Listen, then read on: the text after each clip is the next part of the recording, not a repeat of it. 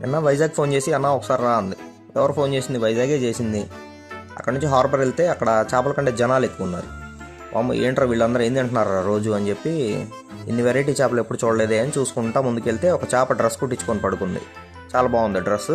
ఈ పిరానా చేప, piranha 3D cinema చూసుంటారుగా, మనం వెళ్ళిపోవాలి అక్కడ నుంచి. ఈ భార్యాభర్తలను కూడా తీసుకొచ్చి ఇక్కడ పడుకోబెట్టారు. ఇవన్నీ చూస్తే నాకు ఒక అనుమానం వచ్చింది, మనల్ని ఏ ప్లానెట్లో పెట్టేసి అమ్ముతున్నారు అని. సరే ముందుకెళ్తుంటే ఇక్కడ పాము చేప కనిపించింది. తర్వాత పీత. ఈ పీతను పట్టుకొని వినిగా రీసెర్చ్ చేస్తున్నాడు, అసలు ఏంటి ఇది ఇలా ఉంది, దీని కింద ఏంటి ఎర్రగా ఉంది అని. హిమాలయ కొండని ట్రక్లో వేసి పంపించేస్తున్నారు. ఏమేంటి ఆగితే పదా పదా అంటుంది అనుకున్నా, అది పదా పదా కాదు 16 అంటుంది వేలం పాట. ఇదే సందని చెప్పి ఒక షార్క్ నా మీద అటాక్ చేసింది.